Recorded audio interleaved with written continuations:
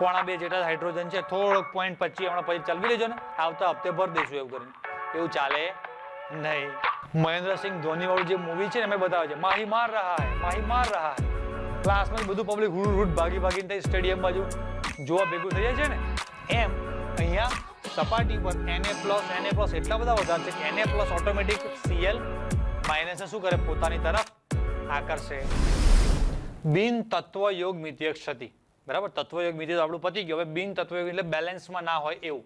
જો તો બિન તત્વયોગમિતીય અકાર્બનિક ઘન પદાર્થો જાણવા મળ્યા છે કે જેમાં ઘટક તત્વો બિન તત્વયોગમિતીય ગુણોત્તરમાં હોય છે, જે તેમની સ્ફટિકીય રચનામાં ક્ષતિને લીધે હોય છે. એનો મતલબ સમજાવું તમને.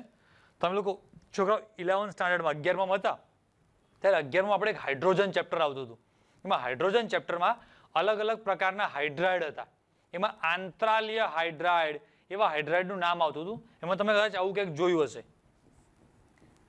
VH.56, TiH 1.75, પછી કંઈક સમથિંગ કોઈ પણ બીજું લઈ લઈએ આપણે, આવું કંઈક હોય V2H 2.83. આવો કોઈ પદાર્થો તમે લોકો કદાચ 11મા ધોરણમાં યાદ હોય તો. જનરલી મોટા ભાગે જે પણ પદાર્થો હોય ને આ રીતે હોય. જો તમને લખીને બતાવું, NaH, MgH2, AlH3. મતલબ કે અહીંયા NaH2 તો જો અહીંયા NaH, MgH2, AlH3. તો આ બધામાં જે હાઇડ્રોજન છે કે કોઈ પણ ધાતુ છે ને એ પૂર્ણાંક સંખ્યામાં હોય. એટલે આ Na1, Mg2, Mg1, AlH, આ 1, 2, 3 એમ કોઈ પણ પ્રક્રિયા છે ને એમાં જે આ પરમાણુઓ કે અણુઓ જે પણ જોડાય છે બધું બનતું હોય એ પૂર્ણાંક સંખ્યામાં હોય. મતલબ કે પ્રક્રિયામાં કોઈ દિવસ એવું ના હોય કે 2.5 હાઇડ્રોજન રિએક્શનમાં પાર્ટિસિપેટ કરે છે ને 2.5 કરે છે ને પછી પેલું તો આપણે મેં તમને કીધું પોણી વાળું, હા એમ પોણી હાઇડ્રોજન ને પોણો હાઇડ્રોજન, એવું કોઈ દિવસ કોઈ પણ જે તત્વ છે તમારું કોઈ પરમાણુ છે એવો અડધો, પોણો, 2.5, 3.25, 4 એવી રીતે પ્રક્રિયામાં ભાગ લે નહીં. ખબર પડી? તો અહીંયા જે તમે બતાવેલા છે કેવા છે, બિન તત્વયોગમિતીય, મતલબ કે તત્વયોગમિતીય એમની બેલેન્સ નથી. આ બેલેન્સ કહેવાય કે તમે XYZ ગમે ત્યારે દુનિયામાં કોઈ પણ જગ્યાએ જુઓ તો પાણી એટલે H2O જ હોય, ઓક્સિજન સાથે કાયમ 2 હાઇડ્રોજન જ જોડાયેલા હોય. પણ આવું કોઈ દિવસ તમે જોયું કે ભાઈ આજે હમણાં થોડી તંગી છે તો 1.7 ઓક્સિજન, થોડાક હાઇડ્રોજન ઓછા છે, પોણા 2 જેટલા હાઇડ્રોજન છે, થોડોક 0.25 હમણાં પછી ચલવી લેજો ને, આવતા હપ્તે ભરી દઈશું એવું કરીને. એવું ચાલે નહીં. સમજ્યા ને? એમ હાઇડ્રોજન જે છે એ તમારો પૂર્ણાંક સંખ્યામાં, ઓક્સિજન છે એ પૂર્ણાંક સંખ્યામાં જ જોઈએ. આવા અડધા કટકા પડતા હોય એવું ચાલે નહીં. તો આવા અડધા જે આવતા હોય પદાર્થો એને કેવા કહે છે? બિન તત્વયોગમિતીય. એ લોકોનો ગુણોત્તર, આનો ગુણોત્તર જુઓ તો જો કેવો આવે, 1:1. આમાં 1:2, આમાં 1:3. તો ગુણોત્તર કેવો સરસ આવે છે. આમાં 1:0.56 આવો કે કોઈ ગુણોત્તર હોતો હશે? એટલે આવો ગુણોત્તર હોય નહીં. તો એવા પદાર્થોને કેવા કહેવાય? બિન તત્વયોગમિતીય. એના પાછા 2 ભાગ છે, ધાતુ વધારો અને ધાતુ ઉણપ એટલે ધાતુ ઘટાડો. તો જુઓ, ધાતુ વધારોમાં સૌથી પહેલો ટોપિક અહીંયા એનાયનીય એટલે કે ઋણ આયનીય રિક્ત સ્થાનોને કારણે ધાતુ વધારો ક્ષતિ NaCl અને KCl જેવા આલ્કલી હેલાઇડ આ પ્રકારની ક્ષતિ દર્શાવે છે. આ 2 વાક્ય કશું અત્યારે ખબર નહીં પડે, નીચેનું સમજાશે એટલે ઓટોમેટિક ખબર પડશે. બરાબર? જોજો પહેલું ઉદાહરણ લઈએ. સોડિયમ ક્લોરાઇડના સ્ફટિકને સોડિયમ બાષ્પના વાતાવરણમાં ગરમ કરવામાં આવે છે ત્યારે સોડિયમ પરમાણુ સ્ફટિકની સપાટી પર જમા થાય છે. હવે શું કહે છે ખબર નહીં પડતી. ઉદાહરણ તરીકે અહીંયા જુઓ બધા. તો જો આ એક NaCl છે, ક્લોરીન પછી sodium, chlorine sodium, chlorine sodium આવી એક રચના છે. ઓકે, હવે આને આપણે શું કરીએ ખબર છે? અહીંયા લખીએ છે, જુઓ, સોડિયમ ક્લોરાઇડના સ્ફટિકને સોડિયમ બાષ્પના વાતાવરણમાં ગરમ કરવામાં આવે. એટલે કે આની પરથી આપણે યસ, હવે જોજો અહીંયાથી હું સોડિયમ ની બાષ્પ, મીઠું એ NaCl આખી અલગ વસ્તુ છે અને Na સોડિયમ એકલો પણ અલગ વસ્તુ છે. બરાબર? આ Na લખું છું એ પોતે એક ધાતુ છે આ પ્રકારની, અને NaCl એક પદાર્થ છે મીઠું, વ્હાઇટ કલરનો આવે, આ સમથિંગ એકદમ થોડી પોચી ધાતુ છે, આમ કાળાશ પડતી થોડી ગ્રે સિમેન્ટનો કલર કે ટાઈપનો છે, એ ટાઈપનો થોડો કલર હોય સોડિયમનો. જ્યારે આ NaCl એક ટાઈપનું મીઠું છે, તો બધાને ખબર પડે છે. તો એવું કહે છે કે મીઠા ઉપરથી સોડિયમ જે છે ને તમે ગરમ કરો એની બાષ્પમાં ફેરવો અને બાષ્પને એની ઉપરથી શું કરો આમ પસાર થવા દો. તો થાય છે કેવું, ધારો કે આ સોડિયમની બાષ્પ એટલે કે એમાં બધા Na ના પરમાણુઓ હોય, અહીંયા Na લખું છું, પછી આ છૂટક અત્યારે બધા આમ દોરી દઉં છું, પછી બધા આ બધા Na ના પરમાણુઓ છે. તો વર્ણન થોડુંક વાંચીએ.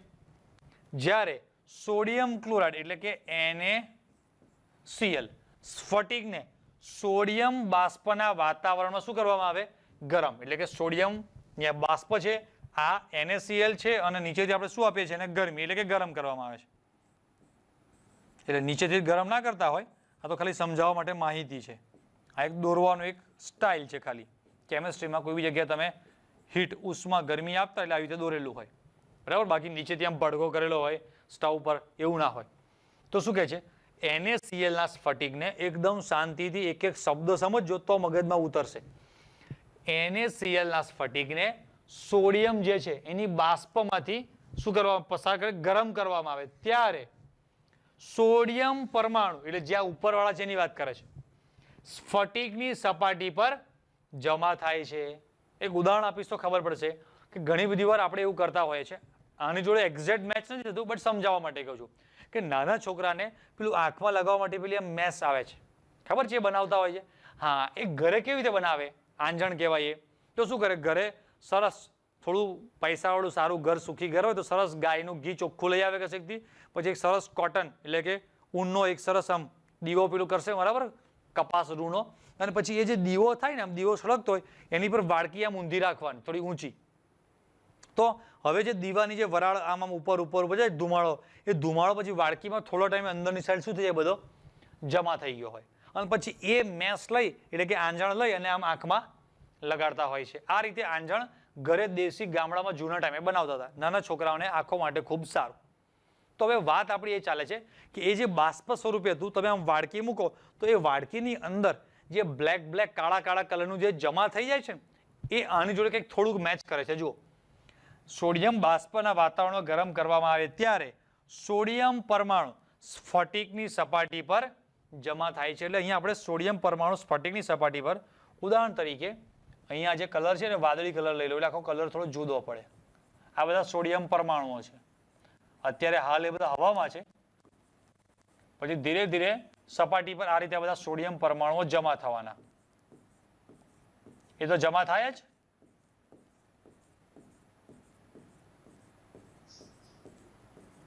બરાબર કે નહીં? આ રીતે સોડિયમ પરમાણુ શું થયેલા છે, બધા જમા થયેલા છે. ઉદાહરણ તરીકે આપીશ તમને આઈડિયા આવશે કે અમે લોકો જ્યારે એન્જિનિયરિંગમાં લાસ્ટ યરમાં હોય ત્યારે અમારે ઇન્ડસ્ટ્રીયલ ટ્રેનિંગ એટલે કંપનીની ટ્રેનિંગ આવે 6 મહિનાની. તમારે કંપનીમાં ટ્રેનિંગ માટે જવાનું હોય તો એને માટે અલગ અલગ કંપનીમાં અમે ટ્રાયલ જોવા માટે જતા હતા, પૂછવા માટે, મળવા માટે જતા હતા. તો એ કંપનીવાળાએ અમને એવું કીધું, ભાઈ તમને અમે ટ્રેનિંગ માટે તો એલાઉ નથી કરતા, પણ તમારે કંપનીની વિઝિટ કરવી હોય તો તમને કંપની જોવા દઈએ. પછી એમનો એક માણસ અમારી સાથે ફર્યો અને બહુ મોટો એવો પ્લાન્ટ નહોતો કે નાનો અમથો પ્લાન્ટ હતો, પણ અમને બધે ફર્યા, બધે બતાવ્યું અને આમાં આ થાય છે, આમાં આ બને છે, કંઈક જબરદસ્ત. અત્યારે કમ્પાઉન્ડનું નામ તો હું ભૂલી ગયો શું બનાવતા હતા, પણ બહુ જ ડેન્જર કમ્પાઉન્ડ હતું. એટલી ખરાબ એની વાસ આવે, ગંધાય એટલે આમ તમારાથી રહેવાય નહીં. આમ તમને એમ થાય કે આ લોકો કેમ ના રહે છે, આમ રૂમાલ મોઢે રાખી આંખોમાં તો મારાથી તમે આંખ જ ના ખુલે ને એટલું આંખોમાં લાઈ બરે. રોજનો અનુભવ નહીં એટલે એ લોકોને તો રોજની ટેવ પડી ગઈ હતી. એટલું ખરાબ કેમિકલ, ગંધ બી એટલી ખતરનાક અને આંખોમાં બી એટલું બધું ચચરે. પછી આખી કંપનીમાં મેં તો મને એમ થઈ ગયું પર્સનલી કે જલ્દી આ વિઝિટ પૂરી કરે તો સારું આપણે બહાર નીકળી જઈએ. થોડું ઘણી વાર જોયું ના જોયું બહાર નીકળ્યા, પછી ઘરે આવ્યા ને, પછી ઘરે આવીને પણ રસ્તામાં તો ખબર પડી ગઈ હતી, પણ છે ઘરે આવી ગયો તો ઘરે આમ કપડાં સૂંઘીએ તો નકરી પેલી કેમિકલની સુગંધ આવતી હતી. કેમ? તો કે અમે બહુ જ બધા ટાઈમ સુધી, અડધો કલાક સુધી એના એ વાતાવરણમાં રહ્યા અમે. એટલે એ જે પણ પદાર્થો છે બધા હવામાં સમથિંગ એ કંપની છે, કોઈ સમજો ભાઈ મિથાઇલ સાયનાઇડ કે મિથેનોલ કે મિથેનાલ કે કોઈ પણ XYZ કોઈ પણ એક પદાર્થ એ કંપની બનાવે છે. તો એ પદાર્થ જે પણ બનતો હશે એ પદાર્થ એ કંપનીના વાતાવરણમાં બધી જગ્યા પર ફરતો હોય. અને અમે લોકો એ વાતાવરણમાંથી પસાર થયા એટલે એ જે પણ પદાર્થ વાયુ સ્વરૂપે વાતાવરણમાં ફરે છે એ બધું અમારા કપડા પર ને શરીર પર કોઈ ના કોઈ જગ્યા પર શું થઈ ગયો, ચોંટી ગયો. પછી ઘરે આવીને તો કપડાં બી આમ સૂંઘીએ તો એટલી કમ્પ્લીટ એ કેમિકલની એટલી વાસ આવે. ઘરે આવીને કપડાં પલાળી દીધા, નહીં લીધું, બરાબર ઘસીને સાબુથી નહીં નાખ્યું એકદમ, પછી તો પણ હું મારા હાથ સૂંઘું, આમ બોડીનો કોઈ પણ પાર્ટ આમ સૂંઘું તો એટલી ખરાબ એની સ્મેલ જ આયા કરે. સાબુથી ઘસી નાયા તો બી, કેમ કે એના બધા કણો સપાટી ઉપર જામી ગયા છે, કપડા ઉપર બધે જામી ગયા, માથા પર, સ્કિન પર જેટલો પણ ખુલ્લો ભાગ દેખાય છે બધો, એ બધા ભાગ ઉપર એના નાના નાના કણો શું થઈ ગયા છોકરાઓ? જમા થઈ ગયા કહેવાય. સમજાય ને? સમજાય? તો આ એ પ્રકારનું એક વાક્ય છે કે જ્યારે આ એક NaCl છે, એની પરથી સ્ટેપ બાય સ્ટેપ જોતા રહેજો, કમ્પ્લીટ આવડશે. વર્ણન પણ એ પ્રમાણેનું છે, બરાબર. સોડિયમ ક્લોરાઇડ NaCl, એની પરથી સોડિયમની બાષ્પને પસાર કરવાની, નીચેથી ભડકો કરવાનો એટલે ગરમ કરવાનો. એટલે એને કારણે આ જે સોડિયમની જે બાષ્પ છે એના અમુક કણો આ જે પણ આપણો NaCl છે, NaCl ની સપાટી પર શું થઈ જાય છે? જમા થાય છે. હવે આગળ જોજો શું કહે છે. Cl- સ્ફટિકની સપાટીમાં પ્રસરણ પામે છે અને Na પરમાણુ સાથે સંયોજાય છે અને NaCl આપે છે. હવે જે વચ્ચેનું આખું જે વર્ણન છે ને, બહુ શોર્ટમાં કહી દીધું. હું તમને થોડું ડિટેલમાં સમજાવું કે ભાઈ આ જેટલા પણ અહીંયા Na સપાટી પર જમા થયેલા છે બધા, તો એકચ્યુઅલી જોજો કે આ Na નો કાયમ નેચર એવો છે કે પોતે એક ઇલેક્ટ્રોન ગુમાવી અને Na+ માં ફેરવવાનો ટ્રાય કરે. મતલબ કે આ Na છે મારો સોડિયમ પરમાણુ, એ પોતે કાયમ શું કરવાનો સ્વભાવ ધરાવે છે? તો પોતે +1 માં ફેરવાય અને એક ઇલેક્ટ્રોન શું કરે? ગુમાવે. આ તો બધાને ખબર પડે. તો અહીંયા જેટલા પણ સપાટી પર જે સોડિયમ છે ને, એ બધા શું કરે છે? પોતે Na+ માં ફેરવવાનો ટ્રાય કરે, પોતે ફેરવવાનો, અને ઇલેક્ટ્રોન શું કરે? મુક્ત કરે. સામે અહીંયા જેટલા પણ કેસરી કલરના એટલે કે જે માઇનસ Cl- દેખાય છે, એ બધા Cl- Na તરફ આકર્ષાવાના કે નહીં આકર્ષાવાના? તમે લોકો અત્યારે કોઈ ક્લાસરૂમમાં બેઠા છો, બરાબર, અને તમને એકદમ જ એમ કે તમારું જે ક્લાસરૂમ, આપણું જે ટ્યુશન સેન્ટર છે, એ સેન્ટરની બહાર આ જગ્યા પર અત્યારે કોઈ સમથિંગ રણબીર કપૂર ને આલિયા ભટ્ટ ખબર પડી અત્યારે ફરવા માટે નીકળ્યા છે હનીમૂન માટે, તે વળી અહીંથી નીકળતા હતા, લાવ કે અહીં ઊભા છે, તો સાહેબ નીચે ચા પાણી કરવા ઊભા છે, તમે બધા બેઠા રહો. અલા રણબીર કપૂર, જેને જે ગમતું હોય, રણબીર કપૂર, આલિયા ભટ્ટ કે કેટરીના કૈફ, સચિન ગમતો હોય, કોઈને વિરાટ કોહલી, XYZ, તમને જે સેલિબ્રિટી માટે બહુ જ એટ્રેક્શન છે, એ પર્સન તમને ખબર પડે કે અત્યારે આ જગ્યા પર છે, તમે શું કરો? તો ઘણા બધા મૂવીમાં એવું બતાવે જ છે કે સમથિંગ કોઈ જગ્યાએ કોઈ પર્સન એવું આવી ગયો હોય તો ક્લાસમાંથી બધી પબ્લિક દોડવા માંડે. લો મહેન્દ્રસિંહ ધોની વાળું જે મૂવી છે ને, એમાં બતાવે છે માહી માર રહા હૈ, ક્લાસમાંથી બધું પબ્લિક હુડ ભાગીને સ્ટેડિયમ બાજુ જોવા ભેગું થઈ જાય છે ને. એમ અહીંયા સપાટી પર Na+ એટલા બધા વધારે છે કે Na+ ઓટોમેટિક Cl- ને શું કરે? પોતાની તરફ આકર્ષે, બરાબર. એટલે અહીંયા જેટલા Cl ક્લોરીન છે, એ બધી તમે કરીને સમજો, કેટરીના સમજો, જે સમજો, એ બધી ઉપરની દિશામાં, એટલે કે આ તરફ શું થાય છે? આકર્ષિત. તો Na+ ક્લોરીનને Cl- પોતાની તરફ શું કરે છે? આકર્ષે છે. તો સમજો કે અહીંયા એકચ્યુઅલી આ જગ્યા પર શું હોવો જોઈતો હતો? બે બાજુ બે ધન આયન છે, પ્લસ ગ્રીન કલરમાં દેખાય છે, તો વચમાં એકચ્યુઅલી એ જગ્યા પર હોવો જોઈતો હતો Cl-, પણ ત્યાંથી Cl- ગુમ થઈ ગયો છે. કેમ? એ Cl- ગતો રહ્યો ક્યાં? આમ ખસીને ઉપરની બાજુ. અત્યારે તો અહીંયા દ્વિપરિમાણમાં એટલે કે 2D માં દોરેલું છે. આમ હજુ આ અસંખ્ય પરમાણુ આ બાજુ, આમ ઉપર, પાછળની બાજુ, બધી બાજુ હશે. તો Cl- કોઈના કોઈ એક બાજુ ખસકી ગયો છે પોતાની જગ્યા છોડીને. આટલું તો ખબર પડે બધાને. ઓકે, એ Cl- Na સાથે જોડાઈને શું બનાવે?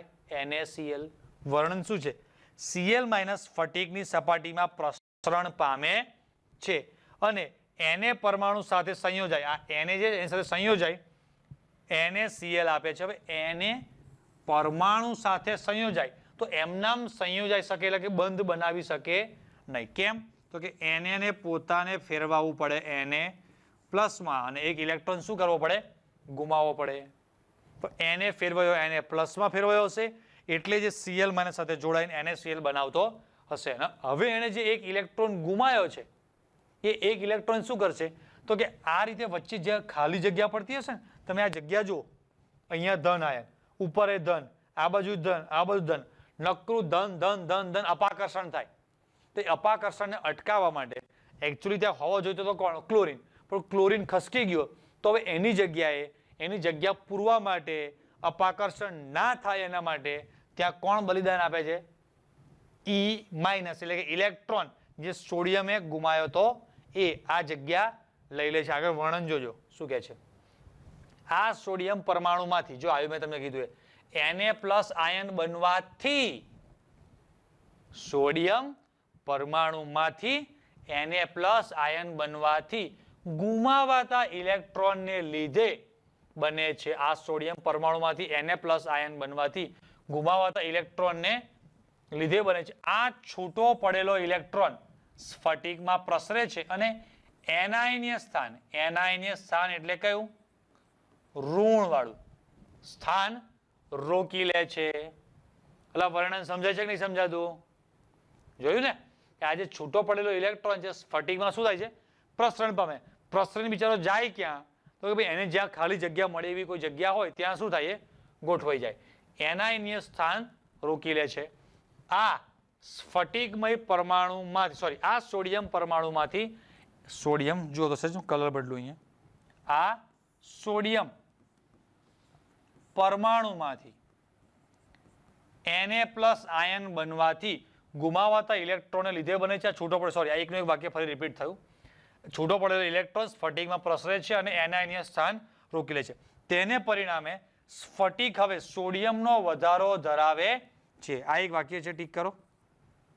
સોડિયમનો વધારો ધરાવે છે. અને હવે મેઇન આઈએમપી વાક્ય આવ્યું કે જે થિયરીમાં હોવું જ જોઈએ. અયુગ્મિત ઇલેક્ટ્રોન દ્વારા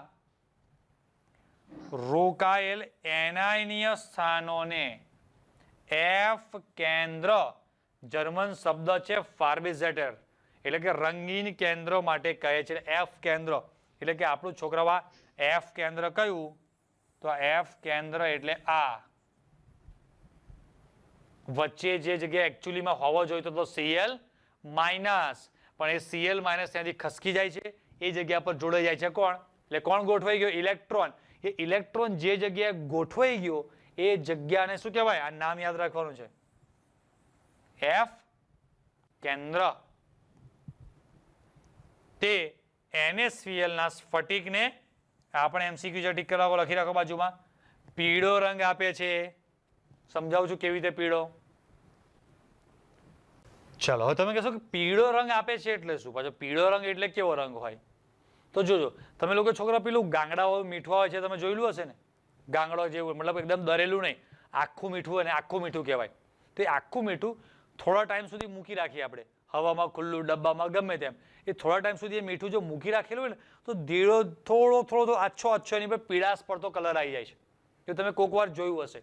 અહીંયા જે પીળો શબ્દ લખ્યો છે એકદમ પીળું પચ જેવું આવું આજે અહીંયા પીળા કલરથી અમે લખીએ એવું હળદર જેવું પીળું નહીં આછો જ પીળા જેવો કલર થઈ જાય છે. એ કોને કારણે? આ ઇલેક્ટ્રોનને કારણે. બીજું અહીંયા બી આગળ આ રંગ જ્યારે સ્ફટિક તેના પર પડતા દ્રશ્ય પ્રકાશમાંથી ઉર્જા શોધે છે ત્યારે ઉત્તેજિત થતા આ ઇલેક્ટ્રોનને લીધે હોય છે. 11મા ધોરણમાં આપણે આ વાક્ય આવી ગયું છે. બહુ ડેન્જર છે સમજવું બહુ જ અઘરું પડશે પણ મારે અત્યારે મને ખબર નથી કે તમને 11માનો બેઝ તમારો કેટલો પાકો છે નથી એટલે હું તમને સમજાવું છું બરાબર. શાંતિથી મગજ કાન બે ખુલ્લા રાખીને અહીંયા જોવાનું જોજો. હા ઉદાહરણ તરીકે આપણે લઈએ એક લીટી છે બરાબર. અહીંયા એક ઇલેક્ટ્રોન શરૂઆતમાં ઉર્જા સ્તર n = 1 માં છે. અહીંયા ઉર્જા સ્તર લઈ લઈએ n = 4. હવે જ્યારે દ્રશ્ય પ્રકાશ એટલે કે સાદી જે સૂર્યપ્રકાશ છે કોઈ પણ બલ્બ છે ગમે તે જે પણ જુઓ એ લાઇટ આ ઇલેક્ટ્રોન પર પડે છે બરાબર. હવે આપણને બધાને ખબર છે કે જે આ લાઇટ છે એ શેની બનેલી હોય છે? પ્રકાશ બનેલા હોય છે. કોના નામ યાદ આવે છે? ફોટોન નામના કણોના. યાદ આવ્યું? 11મા ધોરણમાં આવતું હતું આવા ફોટોન નામના. અત્યારે તો ખાલી છોટા છોટા બતાવું છું આટલા દૂર ના હોય એકચ્યુઅલીમાં.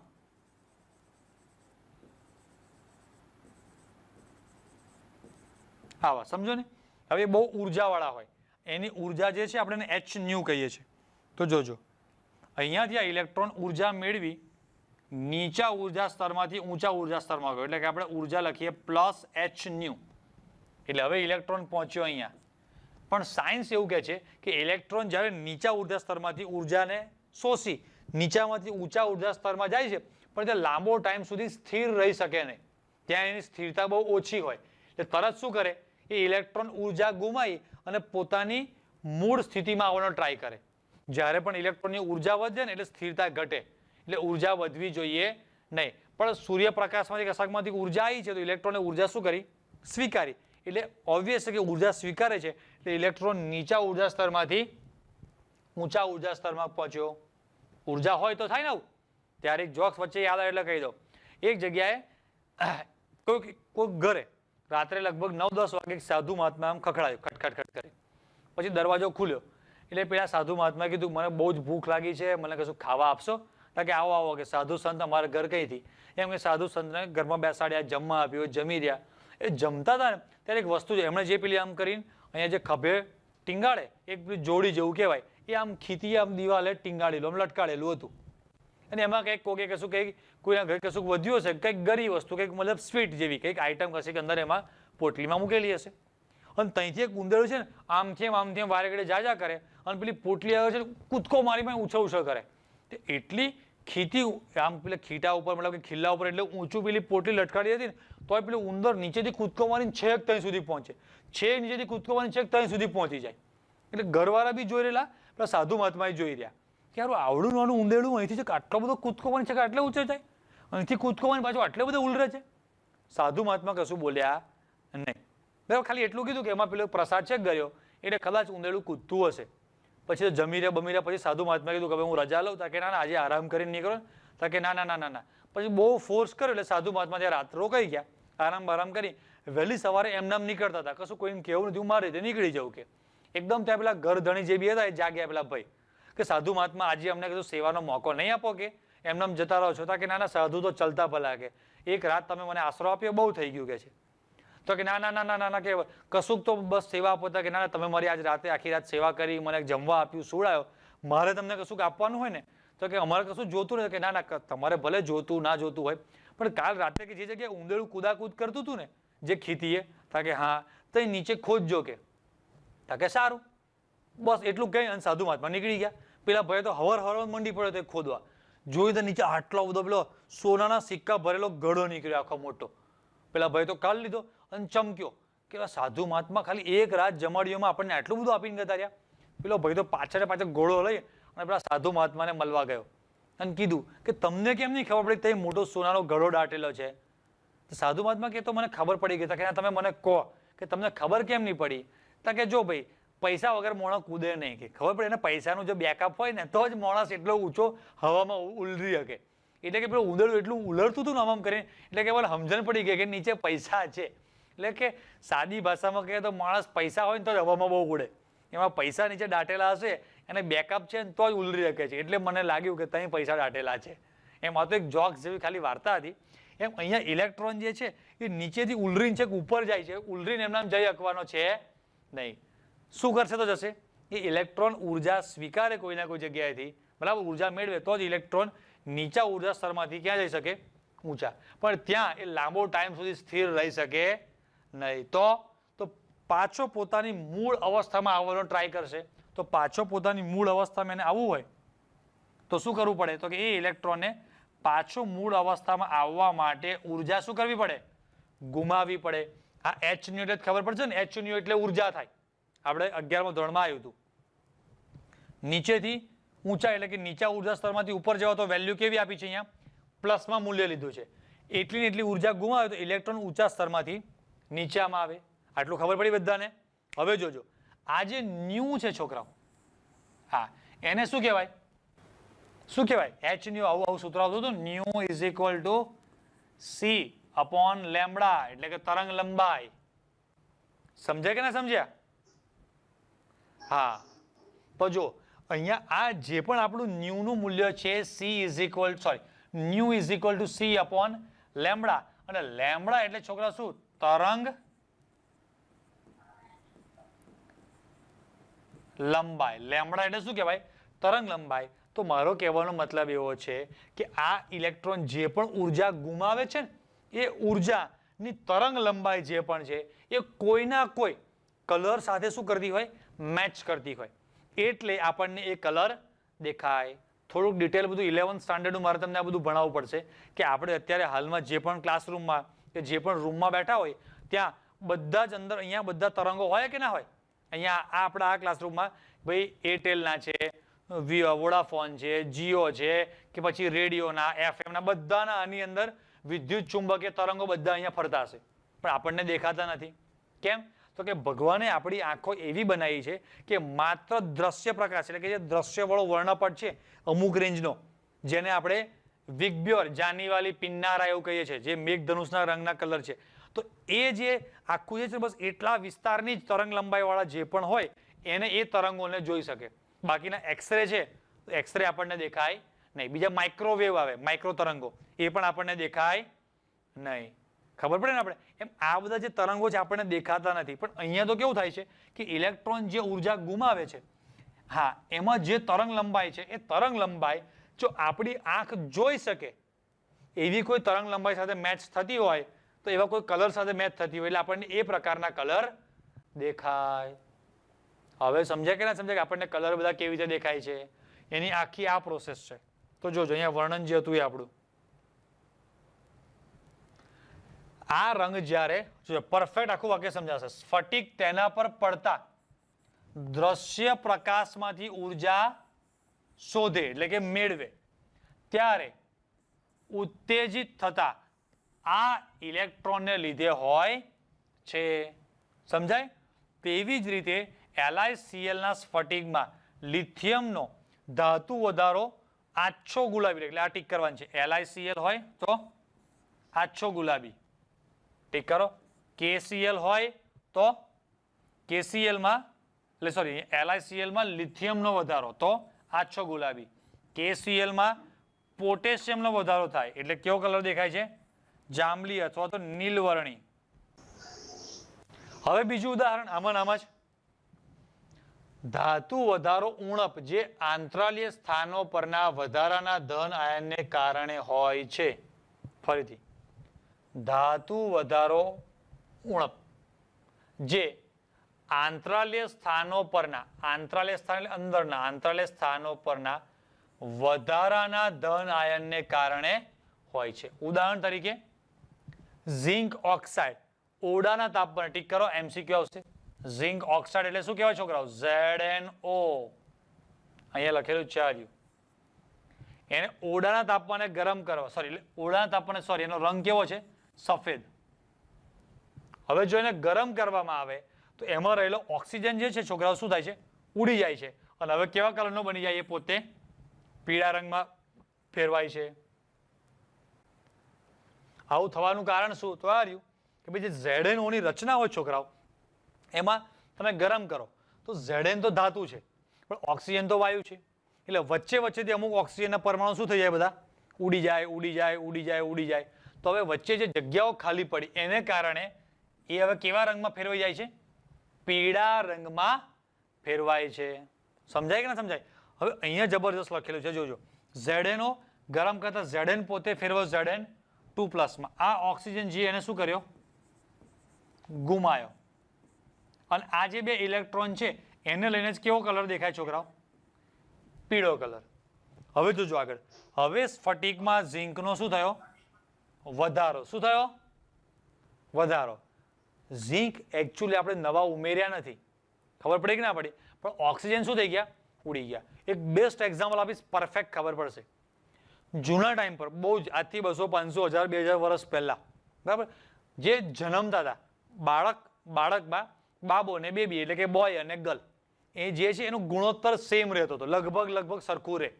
એટલે કે 1000 ધારો કે 1000 છોકરા હોય તો સામે 900, 950 કે 950, 970, 980, 990, 5, 10, 20, 25 નો ડિફરન્સ રહેતો હતો. બહુ લગભગ વધારે મોટો ડિફરન્સ નહોતો. પણ વચ્ચે અમુક સમય એવો ગયો કે છોકરાઓ વધારે જન્મ્યા એ તો અલગ વસ્તુ છે, કદાચ જન્મ્યા, પણ જેટલી પણ બાળકીઓ એટલે કે બેબી છોકરી જન્મતી હતી ને એને જૂના જમાનામાં તમારે સમાજ વિદ્યામાં એક ટોપિક આવતો હતો ભણવાનો, બાળકીને દૂધ પીતી કરે. એટલે કે બાળકી જન્મે તો કે યાર છોકરો હોય તો યાર છોકરીને શું કરવાની એમ કરી અને પાણીના તગારો બગારો કશું હોય એમાં ડૂબાડી અને મારી નાખતા હતા. અલગ અલગ રીતે અલગ અલગ પ્રાંતમાં મારી નાખવાની એક રીત હતી. તો એવું નહીં થયું કે છોકરા વધારે જન્મ્યા, ખબર પડી? પણ જે છોકરા જન્મ્યા હતા એ બધા જીવતા રહ્યા અને જે છોકરીઓ જન્મતી હતી એ બધી છોકરીઓ શું થઈ? મરી જતી હતી, મરવા માંડી. અત્યારે ઘણા બધા વાલીઓ હોય છે એ એવો જ પ્રયત્ન કરે કે ભાઈ જે પણ કોઈ બી હસબન્ડ વાઈફ છે એ શું કરીએ તો આપણા ઘરે બાબો જન્મે તો વધારે બધા ખુશ થાય, બેબી જન્મે તો એટલા વધારે ખુશ ના થાય, એવી એક આખી એક રીત પ્રથા ચાલે છે. બરાબર, આપણે સુધારવા માટે આયા નથી, આપણે તો કેમેસ્ટ્રી ભણાવવા માટે આયા છે. પાછું એને સુધારવા માટે શું કરવું જોઈએ, એને અટકાવવાના ઉપાયો, એનો નાશ નાબૂદ કરવા માટેના કારણો આપણે સમાજ વિદ્યા ભણતા નથી. બરાબર, પણ મારે સમજાવવું છે એવું કે ભાઈ છોકરા બહુ વધારે જન્મી ગયા એવું નથી. હા, થોડા ઘણા વધારે જન્મ્યા હોય કે ના જન્મ્યા, પણ છોકરે શું થઈ ઘણી બધી ડેથ મરી ગઈ, એના કારણે આ જે ડિસ્ટર્બ થઈ ગયું છે એક કારણ એવું છે. બરાબર કે નહીં? એક કોમેડિયન એક ભાઈ જોક્સ કહેતા ને, જોક્સમાં મેં સાંભળ્યું હતું એમણે, તમને ખબર છે કે આ છોકરા છોકરીઓ પહેલા અત્યારે કે તમે જોજો કે લગભગ બિચારાને કોઈ જગ્યાએ તમે એવું સાંભળ્યું કે અમને સારો છોકરો નહીં મળતો? છોકરા બિચારા મળી જ જાય છે, છોકરીઓ જ નહીં મળતી. અત્યારના જમાનામાં એવું થઈ ગયું છે કે લગ્ન માટે છોકરાઓ 1000 હોય તમે સામે છોકરીઓ અમુક પ્રાંતમાં, અમુક જિલ્લાઓમાં, અમુક રાજ્યોમાં તો બહુ જ ઓછું છે. માંડ 500-600 છોકરીઓ હોય છે એની સામે છોકરાઓ 1000 હોય છે. 400-500 તો મોઢા મરવાના, સમજ્યા કે ના સમજ્યા, એ ડૂબી જ જવાના છે. તો કે આ બગાડી ડિસ્ટર્બ કોણે કરી નાખ્યું? કે કૃષ્ણ ભગવાને. કે કેમનું? કે પોતે એમના વખતે 16000 રાણીઓ કરી હતી, નથી કરી? કે યાર એ વાત સાચી. કે હવે એક જ માણસ 16000 રાણીઓ કવર કરી લે તો બીજા બાકીના બીજા બધાનું શું? કે 15999 નું. કે સમજણ પડી કે આ ત્યારથી ડિસ્ટર્બ થઈ ગયું છે. કે છે બોલો, હવે એ જોક્સ વાળો ભાઈ એવું કહેતો કે કૃષ્ણ ભગવાને ડિસ્ટર્બ કરી નાખ્યો ખાલી હસાવવા માટે એમ. તો જો અહીંયા થયું એવું કે સ્ફટિકમાં ઝીંકનો વધારો હોય છે, એટલે ઝીંક વધતા નથી, પણ જે ઓક્સિજન એ ઓક્સિજન ઉડી ગયા, તો ઝીંક અને ઓક્સિજનની કમ્પેરિઝનમાં ઝીંક વધારે જ દેખાય.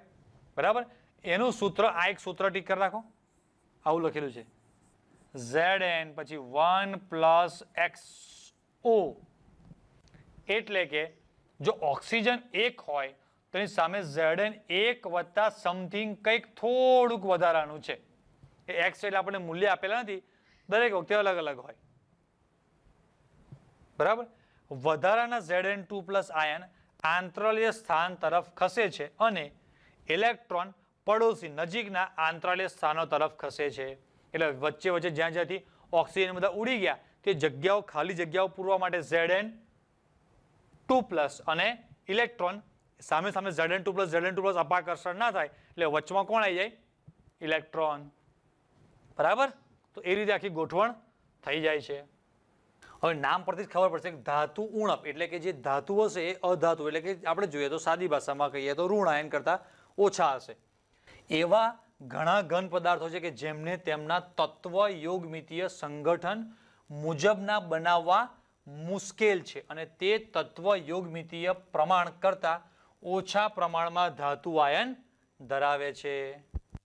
શું કહે છે? જુઓ, એવા ઘણા ઘન પદાર્થો છે કે જેમને તેમના તત્વ યોગમિતીય સંગઠન મુજબ બનાવવા મુશ્કેલ છે, તે તત્વયોગમિતિ પ્રમાણ કરતા ઓછા પ્રમાણમાં ધાતુ આયન ધરાવે છે. ઉદાહરણ તરીકે તમને કહીશ તો તમને ખબર પડશે કે આપણને અત્યારે કોઈક એવું કે તમારે આ કંઈક વસ્તુના 7 રૂપિયા થયા છે, તો 7 રૂપિયાની નોટ શક્ય છે? નહીં શક્ય. કોઈક જગ્યાએ તમારે 1000 રૂપિયા આપવાના થયા તો અત્યારે આપણા જે પણ કરન્સી, જે નાણું ચાલે છે એમાં 1000 રૂપિયાની નોટ છે? તો નહીં. તો તમારે શું કરવું પડે? 500-500 ની 2 આપવી પડે. ખબર પડી કે ના પડી? તમે 100-100 ની 10 નોટ તરીકે બી આપી શકો. 1000 રૂપિયા થઈ જાય ખરા. 100-100 ની 10 આપી શકો, 200-200 ની 5 આપી શકો, 500-500 ની 2 આપી શકો, 1 500 ની, 2 200 ની, 1 100 ની, એવું પણ કરી શકો. આવા અલગ અલગ ઓપ્શન છે કે નહીં? સમજાય છે? 3 200 ની કરો, 4 100 ની કરો, 2 200 ની કરો, 6 100 ની કરો, એમ અલગ અલગ ગમે તે રીતે તમે કરી અને 1000 રૂપિયા પૂરા કરી શકો ખરા, પણ 1000 રૂપિયાની નોટ છે નહીં. તો મેં તમને જે અલગ અલગ ઉદાહરણ આપ્યા એ બધામાં નોટોની સંખ્યા, રૂપિયાની કહેતો, નોટોની સંખ્યા સરખી રહે? ના. એમાઉન્ટ 1000 રૂપીસ 1000 રૂપિયા થશે ખરા, પણ નોટોની સંખ્યા સરખી રહેશે નહીં. એટલે કે તમે 1000 રૂપિયા કરો તો 500-500 કરો તો 2 જ નોટ થાય, 200-200 ની 5 નોટ થાય, 100-100 ની 10 નોટ થાય. તો નોટો પછી મેં તમને બીજા અલગ અલગ એક્ઝામ્પલ બી આપ્યા, 3 નોટ આની, 4 નોટ આની, એવું અલગ અલગ ગમે તે મોડેલ તમે ગોઠવી, 50 ની પણ વાપરો, 10 ની પણ વાપરો, એવું ગમે તે કરી તમે ગોઠવશો તો દરેક વખતે નોટોની સંખ્યા એક સરખી આવે એવું જરૂરી નથી, પણ 1000 રૂપિયા તો પાછા થવાના. તો અહીંયા શું કહે છે? જોજો, આવું એક વિશિષ્ટ ઉદાહરણ FeO નું છે છોકરાઓ, FeO. તો આપણને ખબર છે કે ઓક્સિજન પર કાયમ -2 વીજભાર હોય, એટલે Fe પર કેવો વીજભાર હોય? +2. બરાબર? એટલે Fe નો +2, ઓક્સિજન નો -2, એટલે બેલેન્સમાં થઈ ગયા. એટલે કે આ જે મેં લખ્યું છે FeO, એમાં એક Fe અને એક ઓક્સિજન હોય તો સામ સામે તટસ્થ એકબીજાને કરી નાખે. હા કે ના? હા, ઓકે. પણ અહીંયા કેવું આપ્યું છે? જે મોટા ભાગે આ સ્વરૂપે હોય છે Fe.95O, એટલે કે આ ઓક્સિજન એક હોય તો એની સરખામણીએ Fe.95. ટકા પ્રમાણે કહું તો જો ઓક્સિજનના 100% લો તો સામે આ રીતે તો 100% ઓક્સિજન, તો સામે એને બેલેન્સ કરવા માટે એટલે કે તટસ્થીકરણ માટે 100 Fe જોઈએ જ. હા ભાઈ જોઈએ જ, કેમ કે બેવનો વીજભાર કેવો છે? એક સરખો. આનો +2 તો આનો -2. છતાં પણ ભગવાને એવા પદાર્થો બનાવ્યા છે, આ રહ્યો Fe.95 માં છે, એટલે કે 95 Fe હોય તો એ સામે 100 ઓક્સિજનને તટસ્થીકરણ માટે એટલે કે એને તટસ્થ બનાવી શકે. એટલે કે આની પર -2 વીજભાર છે તો આમ જુઓ તો 100 ગુણ્યા -2, તો ઓક્સિજન એકલાનો વીજભાર કેટલો થાય? -200. અને Fe પર +2 હોય તો 95, 95 ગુણ્યા 2 એટલે +2 લેવાનો. તો 95 ગુણ્યા 2 કરીએ તો 99, 100 એટલે 190 થાય ને. તો +190 અને પેલું -200, તો પણ એકબીજાને તટસ્થ બનાવી શકે છે. કેવી રીતે? જુઓ તો સંગઠનમાં મળી આવે છે. તે ખરેખર ઘણા બધા ઉદાહરણ જોયા તો Fe 0.93 થી ચાલુ કરીને 0.93, 94, 95 ને 96 આવા અલગ અલગ રૂપે મળી આવે છે. તો આવું થવાનું કારણ કેવી રીતે? જુઓ, FeOના સ્ફટિકમાં કેટલાક Fe2+ આયન ગુમ થયેલા જણાય છે. એ તો ખબર પડી ભાઈ કે ભાઈ 100 ની સાપેક્ષે આ 95 છે એટલે 5 ગુમ થઈ ગયા છે. ત્યાં સુધી વાત ઉતરે કે ના ઉતરે? મગજમાં ઉતરી જાય.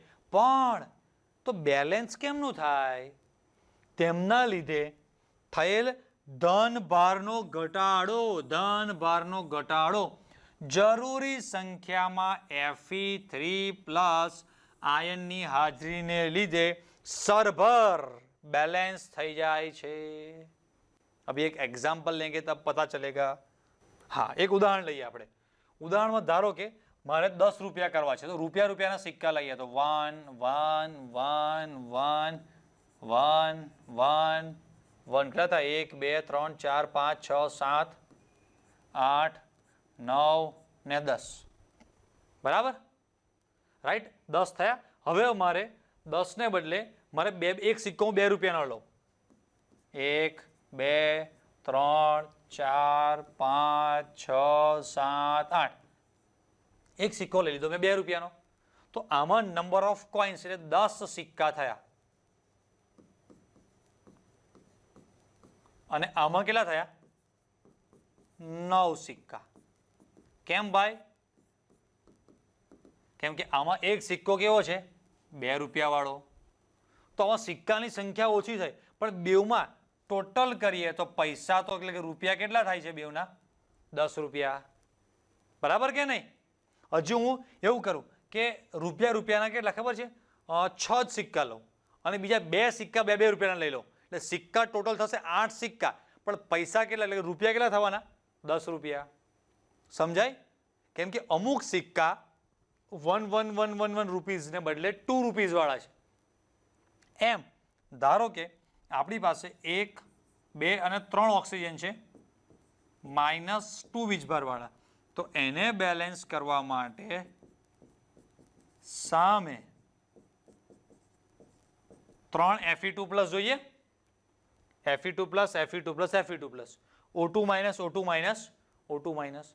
પણ હું આ 3 Fe2+ ને બદલે 2 Fe એવા લઈ લઉં કે જેની પર +3 વીજભાર હોય તોય વાંધો ના આવે. આ +3 કેટલો થયો? +6 અને આ ભેગો થઈને -6 થઈ ગયું બેલેન્સ. હા ભાઈ થઈ ગયું. તો એમાં એવો પ્રોબ્લેમ છે, આપણો ટોપિક ભણી છે કયો? ધાતુ ઉણપ ક્ષતિ. એટલે કે આપણે જે 100 ઓક્સિજન એની જોડે 100 Fe હોવા જોઈતા હતા, પણ અમુક Fe વર્ણનમાં શું લખ્યું છે? આર્યુ છે અહીંયા Fe2 પ્લસ આયન. હવે જે વચ્ચે વધારાનું છે એ હું થોડુંક અહીંયાથી કાઢી નાખું, આ જેની જરૂર નથી. હા, શું લખ્યું છે? FeO ના સ્ફટિકમાં કેટલાક Fe2 પ્લસ આયન ગુમ થયેલા જણાય છે. તો તટસ્થીકરણ થતું ના હોય, પણ તટસ્થીકરણ કરવા માટે જે હવે ધારો કે 100 માંથી 5 Fe તો ગાતા રહ્યા, બરાબર. હવે વધ્યા 95, તો 95 માં અમુક Fe જે બધા 95 અત્યારે હાલ બધા જ Fe+2 અવસ્થામાં છે, પણ વીજભાર બેલેન્સ થતો નથી. એટલે અમુક Fe એટલે કે 95 માંથી 5 જેટલા Fe+2 માંથી +3 માં ફેરવાઈ જાય. એટલે એક્સ્ટ્રા દરેકમાં 1 1 1 1 1 વધી ગયો. હતાશેમાં એટલે આવું થશે. 95 માંથી 90 છે ને એ +2 સ્વરૂપે એમને જ રહેશે, પણ 5 Fe જે છે 5 એ Fe+2 ને બદલે +3 માં ફેરવાઈ જશે. એટલે દરેક Fe પાસે એક જેટલો પ્લસ વીજભાર વધી ગયો, એટલે ઓટોમેટિક પેલાને શું કરે? બેલેન્સ કરીએ. એટલે આમ જો તો 95 જ Fe આપણી પાસે હોય, પણ 95 માંથી 90 પ્લસ કેવા છે? Fe+2 વાળા, અને 5 Fe કેવા છે? +3 વાળા. એટલે ઓવરઓલ ગણશો તો વીજભાર બેલેન્સ થઈ જવાનો. સમજાય કે ના સમજ્યા? રેડી? એટલે અહીંયા લખ્યું છે જો, ધનભારનો ઘટાડો જરૂરી સંખ્યામાં Fe3 પ્લસ આયનની હાજરીને લીધે સરભર થાય છે. રેડી? એટલે ધાતુ ઉણપ ક્ષતિમાં નામ પડે ખબર છે, ધાતુ છે એ ઓછા હશે, પણ વીજભાર તો કેવો હશે? બેલેન્સમાં હશે. આની આગળનો ટોપિક હતો જે તત્વયુગ્મિતિ, એમાં વીજભાર તો એમાં અને એમાં વીજભાર તો બેલેન્સ કરવો જ પડે. કોઈ પણ ઘન પદાર્થ છે વીજભાર બેલેન્સ થતો ના હોય તો પછી બહુ લાંબો ટાઈમ સુધી એ સ્થિર ના રહી શકે. એટલે વીજભાર તો બેલેન્સ પેલામાં અને આ બેમાં બંનેમાં થાય છે. પણ પેલામાં શું હતું ખબર છે? જેટલા Na+ ગેરહાજર હોય ને એટલા સામે Cl- ગેરહાજર હોય જ. 5 Na+ તો 5 Cl-. તો એ શું થતું હતું? તત્વયુગ્મિતિ જળવાઈ રહેતી હતી. જ્યારે આમાં કેવું થયું કે ઓક્સિજન 100 ના 100 એમને એમ છે, પણ Fe5 ગુમ થઈ ગયા છે. એટલે Fe અત્યારે હાલ હાજર 95 જ છે. એ વાત અલગ છે કે 95 માંથી 90+2 વાળા અને 5+3 વાળા છે, એટલે વીજભાર બેલેન્સ કરી શકશે. પણ સંખ્યા, ફરી રિપીટ કરું, વીજભાર બેલેન્સ થશે પણ સંખ્યા બેલેન્સ થશે નહીં. રેડી? એટલે શું લખે છે? ધાતુ ઉણપ. અને આગળનો કેસ હતો ને એમાં તમને યાદ હોય ને તો ઓક્સિજન ઉડી જતા હતા અને Zn વધતા હતા. આપણે આગળનો કેસ જોઈએ. હા, આમાં જુઓ તો ઓક્સિજન છે તેને ગરમ કરતા તે ઓક્સિજન ગુમાવે છે. એટલે આપણે અહીં લખી દઈશું Zn1+x. એટલે કે આને આ રીતે લખવું હોય ને તો પણ લખી શકાય કે Zn ને 1 લઉં તો ઓક્સિજન 1 - x. કાં તો એવું કહી શકાય કે Zn એક ધારીએ તો કંઈક સમથિંગ ઓક્સિજન કરતા વધારે છે. બેવનો મતલબ સરખો જ થાય ને. ઓક્સિજન x જેટલા ઓછા છે કાં તો Zn x જેટલા વધારે છે. ઉદાહરણ તરીકે તમારી પાસે, તમારે સમજો કોઈક સ્ટુડન્ટ પાસે 10 રૂપિયા છે, મારી પાસે 15 રૂપિયા છે, તો બે રીતે બોલાય કે મારી પાસે તમારા કરતાં 5 રૂપિયા વધારે છે.